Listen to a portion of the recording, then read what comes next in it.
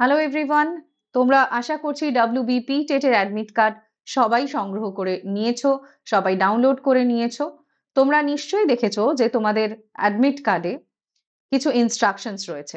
বিশেষ করে যারা একদম নতুন পরীক্ষার্থী, যারা এবছর প্রথম পরীক্ষা দিতে চলেছো, তাদের জন্য এই ইনস্ট্রাকশনগুলো খুব ভালো করে মনোযোগ দিয়ে পড়াটা খুবই গুরুত্বপূর্ণ, কারণ এখানে 14টি অত্যন্ত গুরুত্বপূর্ণ ইনস্ট্রাকশনস দেওয়া রয়েছে। আমরা একটু আলোকপাত করব এই ইনস্ট্রাকশনগুলোর বিষয়। একদম প্রথম অর্থাৎ নাম্বার 1 ইনস্ট্রাকশনে দেওয়া রয়েছে, candidates are to report at the center at least 2 hours before the commencement of the examination. আমরা জানি পরীক্ষা যদি 12টায় শুরু হয় তাহলে অবশ্যই আমাদের এক্সামিনেশন হলে পৌঁছে যেতে হচ্ছে কখন? পৌঁছে যেতে হচ্ছে 2 ঘন্টা আগে, অর্থাৎ 10টার মধ্যে। এই বিষয়টি কিন্তু অন্যথা করলে চলবে না। বিশেষ করে যারা দূরে থাকছো তারা কিন্তু ঠিক সময়ে বাড়ি থেকে বেরোবে, যাতে একদম সঠিক সময় অর্থাৎ 2 ঘন্টা আগে তোমরা পৌঁছে যেতে পারো। পরবর্তী অর্থাৎ 2 নম্বর পয়েন্টে বলা হচ্ছে, no candidates will be allowed to enter the examination centre without her or his admit card এবং ভ্যালিড আইডি প্রুফ। অর্থাৎ অ্যাডমিট কার্ড এবং ভ্যালিড আইডি প্রুফ ছাড়া কিন্তু, এবং তার সাথে থাকছে ফ্রিস্কিং এবং বায়োমেট্রি, এগুলো ছাড়া তুমি কিন্তু এক্সামিনেশন হলে ঢুকতে পারবে না।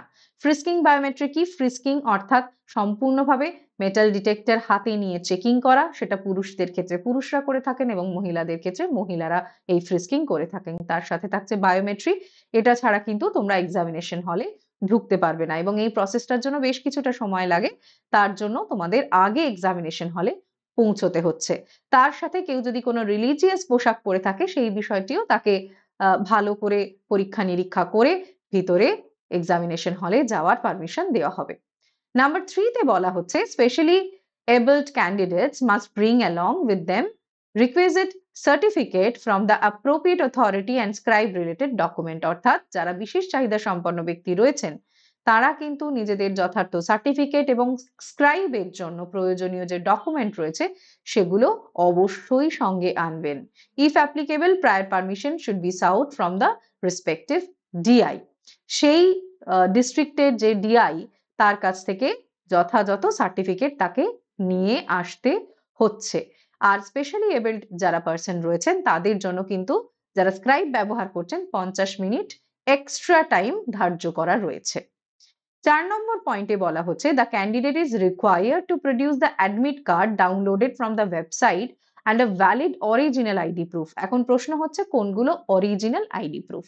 অরিজিনাল আইডি প্রুফ হচ্ছে মাধ্যমিকের admit card, Aadhaar card with photograph, pan card, voter ID, passport, driving licence. Examination হলে ঢোকার জন্য এর মধ্যে যে কোনো একটা তোমার কাছে অবশ্যই থাকতে হচ্ছে। A candidate without possession of the aforesaid documents shall under no circumstances be permitted to appear for the said examination by the center in charge। অর্থাৎ সেন্টার ইনচার্জ যিনি থাকছেন, উইদাউট দিস ডকুমেন্ট এর মধ্যে যে কোনো একটা ছাড়া তোমাকে কিন্তু অ্যালাউ করবেন না। নাম্বার 5 এ বলা হচ্ছে, in no way will any venue be responsible for the safe custody of any prohibited or banned items carried by the candidates to the entrance of the exam center। অর্থাৎ এমন কোনো জিনিস যা কিনা এই এক্সামে নিয়ে যাওয়ার কথা নয় কিন্তু তুমি নিয়ে গেছো, তার জন্য কিন্তু কর্তৃপক্ষ কোনোভাবেই দায়ী থাকবে না, এটা সম্পূর্ণ তোমার দায়িত্ব। নাম্বার 6 এ যেটা বলা হচ্ছে খুবই ইম্পর্টেন্ট, সেটা প্রত্যেক ক্যান্ডিডেটকে কি নিয়ে যেতে হচ্ছে? Black ball point pen. Black ball point pen নিয়ে যেতে হচ্ছে। 2 কপিজ অফ অ্যাডমিট কার্ড যেটা তুমি ডাউনলোড করেছো এবং ওয়েবসাইট থেকে, তার সাথে অ্যাডিশনাল একটা ফটোগ্রাফ নিয়ে যেতে হচ্ছে। কেন? কারণ অ্যাটেন্ডেন্স শিট দেওয়া হবে, সেখানে তুমি সেটা পেস্ট করবে, এবং এই যে ফটোগ্রাফটা তুমি নিয়ে যাচ্ছ সেটা সিমিলার হবে তোমার অ্যাডমিট কার্ডের ফটোগ্রাফের সঙ্গে, এটা খেয়াল রাখতে হবে। নাম্বার 7 এ বলা হচ্ছে, each candidate has been allocated a seat indicating her or his roll number। প্রত্যেকটি ঘরে তোমার নামের নির্দিষ্ট রোল নাম্বারের যে সিট রয়েছে কেবলমাত্র সেটাই তোমার বসার জন্য বরাদ্দ। তুমি চাইলে বা ইচ্ছা করলেই অন্য কোনো সিটে গিয়ে বসতে পারো না। আর যদি দেখা যায় তুমি তোমার নিজস্ব সিটে বসে নেই, পরীক্ষার পরে যদি ইনভিজিলেটর বা সেন্টার ইনচার্জ এটা পান, তোমার পরীক্ষা কিন্তু তৎক্ষণাৎ ক্যান্সেল হয়ে যাবে। তাহলে এই বিষয়ে অত্যন্ত সচেতন হতে হবে, তুমি তোমার রোল নাম্বারের জায়গায় বসবে, এই বিষয়টাতে ভীষণভাবে সচেতন হতে হবে। নাম্বার 8 এ বলা হচ্ছে any candidate arriving at the venue allotted to her or him after the commencement of the examination shall not be permitted to appear for the examination. 12টায় পরীক্ষা শুরু হচ্ছে, তুমি 12:10 এক্সামিনেশন হলে আসছো, তোমাকে কিন্তু অ্যালাউ করা হবে না, কোনোভাবেই অ্যালাউ করা হবে না। এমনকি 12টাতে এলেও তোমাকে অ্যালাউ করা হবে না। তোমাকে কিন্তু এই বিষয়টাতে খুবই সচেতন থাকতে হবে, 2 ঘন্টা আগে পৌঁছে যেতে হবে এক্সামিনেশন হলে। বিশেষ করে যারা নতুন পরীক্ষা দিচ্ছ, প্রথম পরীক্ষা দিচ্ছ, তাদের এই বিষয়গুলো সম্পর্কে খুবই সচেতন থাকতে হবে। Number 9, under no circumstances will candidates be allowed to carry the following items inside the center. তার মানে এগুলো ব্যান্ড আইটেম। কি ধরনের আইটেম? কোনো রকম স্টেশনারি, কোনো রকম প্রিন্টেড মেটেরিয়াল, কাগজ, জিওমেট্রি বা pencil box, plastic pouch, calculator, scale, writing pot, pen drive, lock table, electronic pen, scanner, cardboard, water bottle কিচ্ছু কিন্তু অ্যালাউ নয়। Communication device, mobile, bluetooth, microphone, pager, health bond কিচ্ছু অ্যালাউ নয়। কোনো রকম ঘড়ি অ্যালাউ নয়, ডিজিটাল ওয়াচ তো নয়ই, camera, wallet, goggles, হ্যান্ডব্যাগস, gold ornaments কিচ্ছু অ্যালাউ নয়। এছাড়া having in possession in any other band or prohibited item which could be used for unfair means for communicating with others in or outside the venue একেবারেই prohibited. এটা একেবারে তোমার examination ক্যান্সেলের জায়গায় নিয়ে চলে যেতে পারে। Next 10, smoking, chewing gutka, splitting or creating any such nuisance in the examination hall or room is strictly prohibited. কোনো সিরিয়াস ছেলেমেয়েরা এগুলো করে থাকে না, তবু এই বিষয়গুলো ইনস্ট্রাকশনের মধ্যে রয়েছে। এবং কোনো বেভারেজ যেমন টি, কফি, কোল্ড ড্রিঙ্কস তুমি সঙ্গে নিয়ে গিয়ে খেতে পারো না, এটা অ্যালাউড না।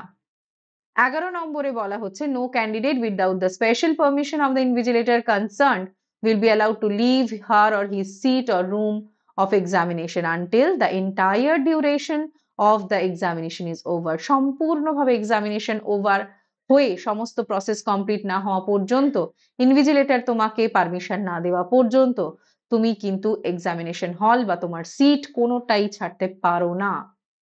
নাম্বার 12 এ বলা হচ্ছে যে খুব ইম্পর্টেন্ট এই জায়গাটা, তুমি এক্সামের শেষে কোন কোন জিনিসগুলো হ্যান্ড ওভার করছো? তুমি হ্যান্ড ওভার করছো original copy of the OMR sheet যেটার কালার পিঙ্ক, মনে রাখতে হবে যেটার কালার পিঙ্ক, আর একটা তোমার সই করা অ্যাডমিট কার্ডের কপি তুমি হ্যান্ড ওভার করছো ইনভিজিলেটরকে।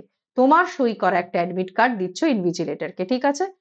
Number 13 এ বলা হচ্ছে no candidate will be allowed to leave the examination room or hall until the invigilator so instructs. Without permission, invigilator এর without permission তুমি একদম রুম ছাড়তে পারবে না। 14 নম্বরটাও ইম্পর্টেন্ট, এখানে বলা হচ্ছে তুমি কি কি নিয়ে চলে আসছো বাড়িতে, কি কি নিয়ে চলে আসছো? একটা কোয়েশ্চেন বুকলেট থাকছে, সেটা নিয়ে চলে আসছো। examinees copy of OMR answer sheet যেটার কালার গ্রিন, পিঙ্ক দিয়ে দিচ্ছ, গ্রিন নিয়ে নিচ্ছ। আর a copy of the admit card signed by the invigilator. ইনভিজিলেটরের সই করা এক কপি অ্যাডমিট কার্ড তুমি কি করছো? তুমি নিয়ে চলে আসছো, আর তোমার সই করাটা তুমি দিয়ে আসছো। ওকে, এই 14টা পয়েন্ট, 14টা ইনস্ট্রাকশন খুব গুরুত্ব সহকারে আমাদের দেখে যেতে হবে এক্সামিনেশন হলে। হয়তো আমরা ছোট্ট ছোট্ট ভুল যদি করে ফেলি, আমাদের এক্সামিনেশনটা ক্যান্সেল হয়ে যাবে, অথবা আমরা পরীক্ষার হলেই ঢুকতে পারবো না। বিশেষ করে যারা প্রথমবার এবছরই পরীক্ষা দিচ্ছ, তাদের জন্য এই ইনস্ট্রাকশন গুলো খুবই গুরুত্বপূর্ণ। একদম শেষ মুহূর্তের প্রস্তুতির মধ্যে আমরা দাঁড়িয়ে রয়েছি, খুব ভালো করে প্রস্তুতি নাও। যেই জায়গাগুলোতে অসুবিধা হচ্ছে সেই জায়গাগুলো আবারও একটু দেখে নাও। বিভিন্ন ক্লাসেস রয়েছে সেগুলো ফলো করো, নিজেদের কাছে বই রয়েছে সেগুলো ফলো করো। লাস্ট মিনিট প্রিপারেশন কিন্তু খুব ভালো করে নিতে হবে, আর টেনশন একেবারেই নয়, এবং খুব কনফিডেন্টলি আমাদের প্রিপারেশন নিতে হবে। আজকের মতো এই ভিডিও এখানেই শেষ। আশা করি এই গুরুত্বপূর্ণ তথ্যগুলো তোমাদের কাজে লাগবে।